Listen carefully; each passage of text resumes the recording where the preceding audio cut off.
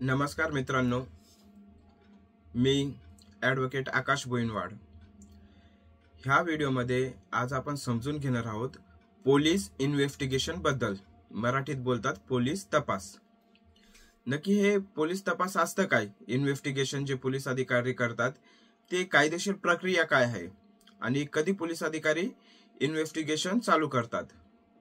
बघा, जेव्हा कधी पोलीस स्टेशनमध्ये एखाद्या गुन्ह्याच्या संदर्भामध्ये FIR फाईल केलेली असेल, FIR म्हणजे फर्स्ट इन्फॉर्मेशन रिपोर्ट, मराठीत बोलतात FIR ला प्रथम माहिती अहवाल। जर तक्रार दाखल असेल अशी FIR वगैरे, तर त्याच्यानंतर पोलीस अधिकारी तपास चालू करतात त्या गुन्ह्याच्या अनुषंगाने। पण आपण FIR दाखल होण्याच्या पूर्वीची जरा परिस्थिती समजून घेऊया। बघा, FIR जे असते फर्स्ट इन्फॉर्मेशन रिपोर्ट, ती FIR कॉग्निजेबल केसेस मध्येच दाखल होते। कॉग्निजेबल केस म्हणजे काय? म्हणजे दखलपात्र गुन्हा, असे गुन्हे जे की गंभीर स्वरूपाचे आहेत।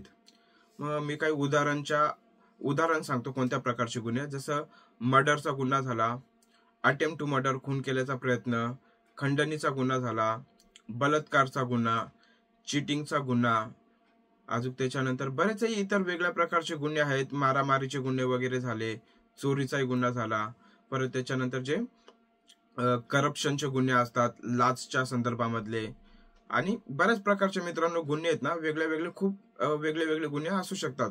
जसं आहे खोटे कागदपत्र बनवले, काही शिक्के वगैरे बनवले खोटे, ओके। हे जे प्रकरण आहेत, हे असे गुन्हे हे कॉग्निजेबल स्वरूपाचे आहेत। म्हणजेच या अशा गुन्ह्यांमध्ये FIR दाखल होते पोलीस स्टेशनला। मी हे जे काही गुन्हे सांगितलेत याच्या व्यतिरिक्तही अजून काही गुन्हे असू शकतात, ओके। मी फक्त तुम्हाला हे उदाहरण सांगितलेले आहेत काही। तर समजा असे काही कॉग्निजेबल गंभीर स्वरूपाचे दखलपात्र घटना घडलेली असेल, गुन्हा झालेला असेल, तर अशा घटनेच्या संदर्भामध्ये पोलीस स्टेशनमध्ये FIR दाखल होते। पण जे नॉन कॉग्निजेबल गुन्हे असतात, म्हणजे गंभीर स्वरूपाचे नसतात, तर त्या गुन्ह्यांमध्ये FIR दाखल नसते होत, ओके। मग NC दाखल होते तिथं। मग हे कोणते प्रकरण? जसं ते हे डिफॅमेशनची केस झाली, किंवा नॉर्मल थोडंसं एक चापट वगैरे मारले असेल, किंवा काही एकदम सिंपल हर्ट्स वगैरे असेल, तर तशा परिस्थितीमध्ये ते NC दाखल होते, नॉन कॉग्निजेबल केस। पण जे गंभीर स्वरूपाचे गुन्हे त्याच्यामध्ये FIR दाखल होते, आणि FIR दाखल झाली तर पोलीस अधिकारी इन्व्हेस्टिगेशन चालू करतात।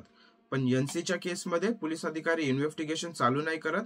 कधीपर्यंत ते इन्व्हेस्टिगेशन करत नाही? जेव्हापर्यंत त्यांना कोर्टाचा आदेश येत नाही तेव्हापर्यंत ते लोक त्या NCच्या प्रकरणामध्ये इन्व्हेस्टिगेशन चालू नाही करत, ओके। हा फरक FIR आणि NC मधला, इन्व्हेस्टिगेशन कधी चालू होणार त्याच्याबद्दलचं, ओके। आता समजा मी एक उदाहरण सांगतो तुम्हाला। समजा एक मारामारीचा गुन्हा आहे, A आणि B। A ने काय केलं? B ला मारहाण केली। A ने B ला मारहाण करताना त्याने हत्यार वगैरे वापरलं, त्या हत्याराने त्याने समजा B चं बोट तोडलं असेल किंवा डोळा फोडला असेल, अशी काही घटना घडली असेल, आणि B ने काय केलं? त्या A च्या विरुद्ध पोलीस स्टेशनमध्ये गुन्हा दाखल केला, FIR दाखल केली, ओके। तर मग आता FIR दाखल केली B ने A च्या विरुद्ध, तर मग आता साहजिकच आहे पोलीस अधिकाऱ्यांना त्या FIRच्या अनुषंगाने, त्या गुन्ह्याच्या अनुषंगाने इन्व्हेस्टिगेशन चालू करावं लागेल। भारतीय नागरिक सुरक्षा संहितेमध्ये पोलिसांच्या इन्व्हेस्टिगेशन बद्दलही उल्लेख आहे, तरतूद आहेत, म्हणजे सेक्शन आहेत इन्व्हेस्टिगेशन बद्दल। आणि त्याच्यानंतर महाराष्ट्र पोलीस कायदा आहे, त्याच्यानंतर महाराष्ट्र पोलीस व्हॅल्यूम्स वगैरे आहेत, असे काही इन्व्हेस्टिगेशनचे जे तरतुदी आहेत ह्या कायद्यांमध्ये देखील आहेत, ओके। तर आता महत्वाचा प्रश्न असा आहे मित्रांनो, काही जर आपण सध्या टीव्हीवर बघितलं असणार, तर काही म्हणजे पोलीस अधिकारी तपास करत होते, त्यांच्या तपासामध्ये काही व्यक्तींनी हस्तक्षेप केला, म्हणून अशा काही गोष्टींची चर्चाही होते। म्हणून मी विचार केला की पोलीस तपासाबद्दल जरा एक व्हिडिओ बनवून आपल्याला कळवणं की पोलीस तपास काय असतो आणि कोण हस्तक्षेप करू शकतं का त्यांच्या तपासामध्ये। तर बघा मित्रांनो, पोलिसांनी इन्व्हेस्टिगेशन कसं करावं हे पूर्णपणे त्यांच्यावर डिपेंड आहे।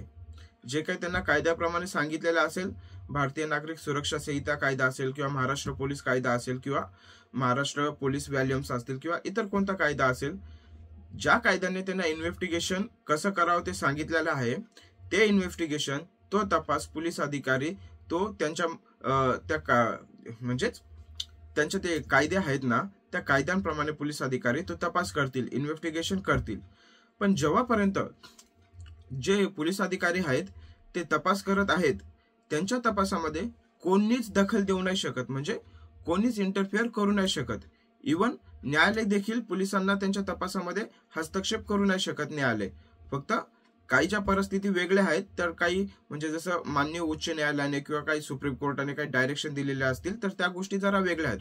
पण पोलिसांच्या तपासामध्ये कोणीच हस्तक्षेप करू शकत नाही. ही पूर्णपणे पोलीस अधिकाऱ्यांची पॉवर आहे तपास कसा करायचा म्हणून. ओके, पण जेव्हा ते तपास करत आहेत त्यांच्या तपासामध्ये कोणीच हस्तक्षेप करू शकत नाही.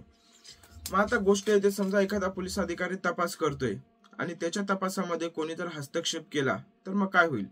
म्हणजे पोलीस अधिकारी असतात ते जो कोणी व्यक्ती त्यांच्या तपासामध्ये हस्तक्षेप करतोय त्याच्या विरुद्ध पोलीस अधिकारी गुन्हा दाखल करू शकतात शासकीय कामामध्ये अडथळा निर्माण केल्याबद्दल.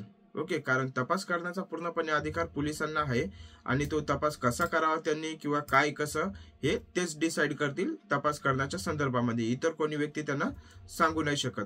हा, त्यांचे वरिष्ठ अधिकारी असतील काही, तर त्यांच्या त्या इंटरनल गोष्टी वगैरे काही रूल्स वगैरे असतील ते त्यांच्याप्रमाणे असतील तपासाच्या संदर्भात. पण पोलिसांच्या व्यतिरिक्त इतर कोणीही व्यक्ती त्यांच्या तपासामध्ये हस्तक्षेप करू शकत नाही कायदेशीर. ओके, तर आता नक्की पोलीस अधिकारी तपास करतात तर नक्की काय करतात? ओके, बघा, FIR पोलीस स्टेशनला दाखल झाली. FIR दाखल झाल्याच्या नंतर मी गुन्ह्याचं एक उदाहरण दिलेलं तुम्हाला, एने बीला मारलेलं काय हत्यारांच्या मदतीने.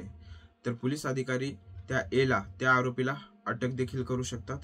ओके, त्याच्यानंतर जे गुन्ह्यामध्ये हत्यार वगैरे वापरलेलं ते हत्यार जप्त करू शकतात. जेव्हा ती घटना होत होती, तो गुन्हा घडत होता, त्यावेळेस तिथं आजूबाजूला कोण कोण होतं, कोणत्या लोकांनी बघितलं ती घटना होताना, त्या लोकांना समन्स पाठवून त्या लोकांचे जबाब घेऊ शकतात, त्यांना साक्षीदार बनवू शकतात. जो हा होता बीला मारहाण झालेली, बीला मेडिकलला पाठवू शकतात, म्हणजे त्याला दवा उपचारासाठी. आणि जे काही त्या बीचे मेडिकल रिपोर्ट्स वगैरे असतील ते कलेक्ट करतील पोलीस अधिकारी त्यांच्या तपासाच्या दौरान. ओके, आणि त्याच्यानंतर अजून काही इतर गोष्टी असतील, जे काही डॉक्युमेंट त्या गुन्ह्याच्या अनुषंगाने पोलीस अधिकाऱ्यांना जमा करायचे असतील ते सगळे डॉक्युमेंट जमा करू शकतात. किंवा जे हत्यार जप्त केलेलं आहे त्या गुन्ह्याच्या अनुषंगाने त्या हत्यार फॉरेन्सिक लॅबोरेटरीला पाठवू शकतात, म्हणजे गुन्ह्याच्या अनुषंगाने. ओके, आणि अजून काही म्हणजे त्या गुन्ह्यामध्ये इतर कोणी व्यक्ती इन्व्हॉल्ड आहेत का डायरेक्टली किंवा इनडायरेक्टली, त्या गोष्टींची माहिती काढू शकतात. किंवा त्याच्यानंतर अजून म्हणजे हा गुन्हा करण्याच्या पाठीमागं त्या आरोपीचा उद्देश काय होता, ह्या गोष्टीबद्दलही पोलीस अधिकारी तपास करू शकतात. ओके, किंवा अजून इतर गोष्टी ज्या पोलीस अधिकाऱ्यांना योग्य वाटतात त्या गोष्टी पोलीस अधिकारी गुन्ह्याच्या अनुषंगाने करू शकतात त्यांच्या पोलीस इन्व्हेस्टिगेशन मध्ये. मग आता हा जो तपास केल्यावर पोलीस अधिकारी काय करतात, हे जे पोलिसांचं इन्व्हेस्टिगेशन चालू होतं, हे इन्व्हेस्टिगेशन संपल्याच्या नंतर पोलीस अधिकारी काय करतात?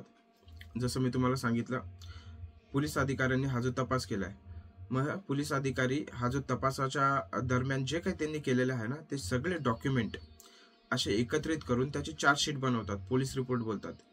ती चार्जशीट पोलीस अधिकारी न्यायालयामध्ये त्या आरोपी विरुद्ध पाठवतात, दाखल करतात न्यायालयामध्ये. मग त्या चार्जशीट मध्ये काय काय असतं हे जे मी तुम्हाला सांगितलं, FIR ची कॉपी असते, फिर्यादीचा जबाब असतो, साक्षीदारांचे त्यांचे स्टेटमेंट वगैरे असतात, काही हत्यार वगैरे जमा केलेले आहे का त्याच्याबद्दल माहिती असते, काही फॉरेन्सिक लॅबोरेटरीला रिपोर्ट्स वगैरे त्याचे काय असेल ते वाला असतं चार्जशीट मध्ये.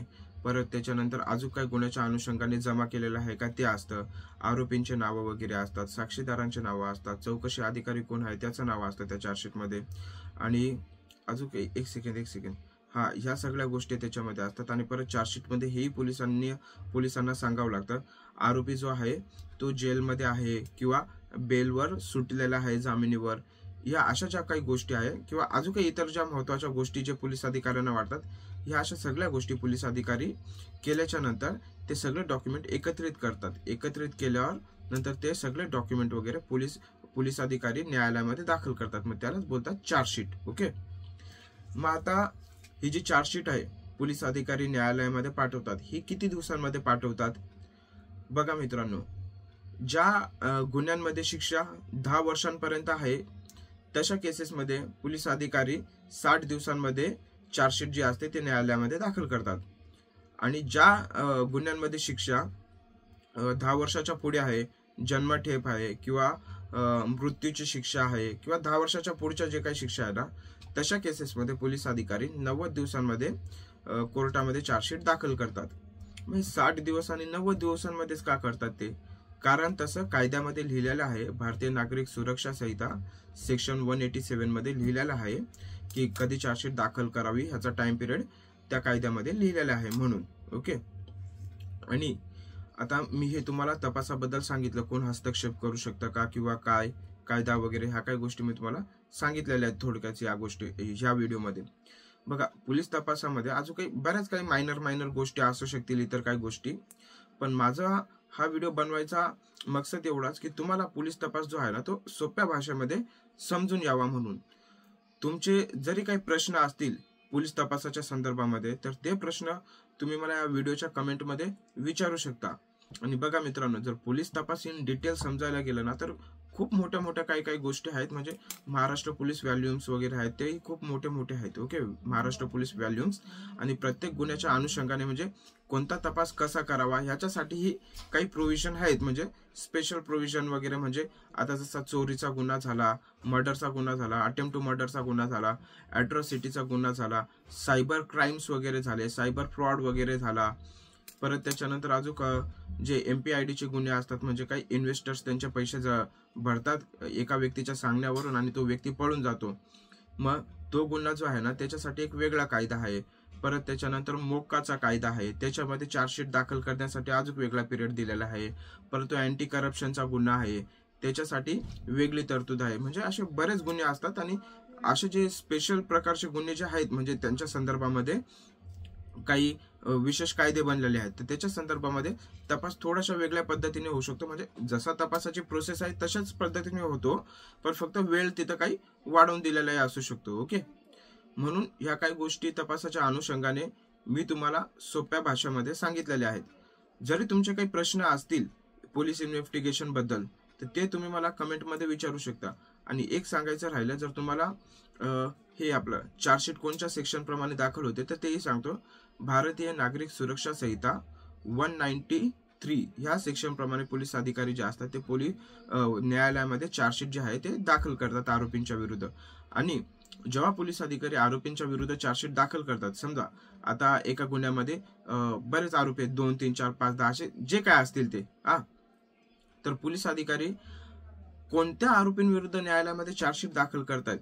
म्हणजे समजा एका गुन्ह्यामध्ये 5 आरोपी आहेत, म्हणजे 5 आरोपींविरुद्ध चार्जशीट दाखल करतायत, किंवा त्या 5 आरोपींपैकी 2 लोकांना जे आहेत, 2 लोक त्यांच्या विरुद्ध केस बनत नाहीये म्हणून त्यांच्या विरुद्ध चार्जशीट जर दाखल नसतील करत पोलीस अधिकारी कोर्टामध्ये, तर तसंही पोलीस अधिकाऱ्यांना त्या चार्जशीट सोबत कळवायचं असतं न्यायालयाला की 5 आरोपींपैकी 3 व्यक्तींविरुद्ध त्यांनी चार्जशीट दाखल केलेली आहे आणि 2 व्यक्तीविरुद्ध नाही केलेले आहेत. म्हणजे असं एक लेखी त्या चार्जशीटमध्ये कळवायचं असतं न्यायालयामध्ये. ओके. तुमचे काही प्रश्न असतील तर कमेंटमध्ये विचारा आणि मी प्रयत्न करतो तुमच्या प्रश्नांना उत्तर देण्याचं. आणि माझं YouTube चॅनल सबस्क्राईब करा अशाच कायदेशीर माहितीसाठी, आणि लाईक देखील करा. धन्यवाद.